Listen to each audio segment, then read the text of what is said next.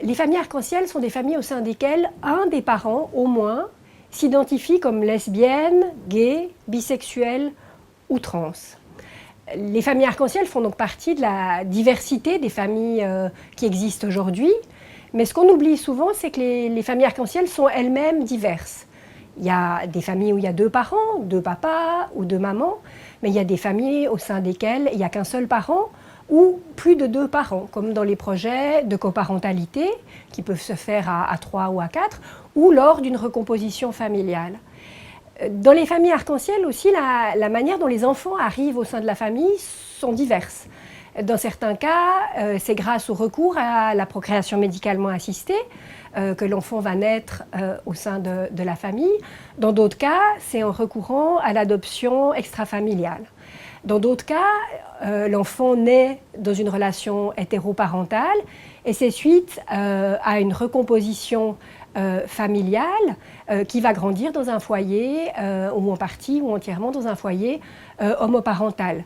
Il y a aussi des enfants qui naissent dans une famille avec un père et une mère et ensuite un des parents va transitionner pour être en accord avec son identité de genre. Donc il y a une diversité de situations. Pendant longtemps, on a pensé que d'être lesbienne, gay, bisexuelle ou trans était incompatible avec le fait d'être parent ou d'être un bon parent. On sait aujourd'hui que les familles arc-en-ciel existent et on sait aussi que ces familles vont bien et que les enfants qui grandissent au sein de ces familles se développent bien. Ce qui importe, c'est la qualité de la relation et non pas l'orientation sexuelle ou l'identité de genre des parents. Et de nombreuses études ont permis d'établir aujourd'hui cette réalité. Une autre chose qui est importante à avoir à l'esprit et à savoir, c'est que depuis 3 ans maintenant en Suisse, depuis le 1er janvier 2018, un enfant peut avoir deux parents légaux de même sexe. Avoir deux papas ou deux mamans qui ont en tout point les mêmes droits et les mêmes devoirs qu'un père et une mère. Avec le projet de loi sur le mariage civil pour toutes et tous, sur lequel la population va être amenée à se prononcer d'ici la fin de l'année, d'autres améliorations légales sont amenées, qui sont des améliorations substantielles par rapport à la situation actuelle où les enfants ne sont pas protégés dès la naissance, qui est le problème principal.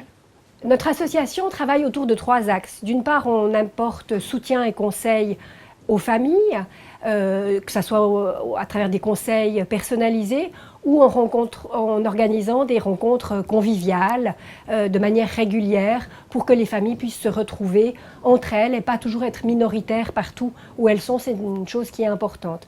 Un deuxième axe, c'est le travail pour davantage de reconnaissance sur le plan légal et sociétal, où on intervient auprès des autorités. Et le troisième axe, c'est favoriser la vie au quotidien des familles arc-en-ciel, comme s'emploie à le faire le Bureau lausannois pour les familles.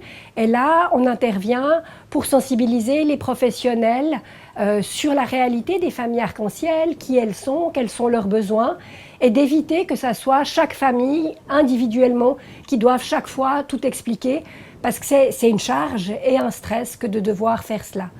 Et ce qui est intéressant à savoir, c'est que notre association met pour cela à disposition des ressources.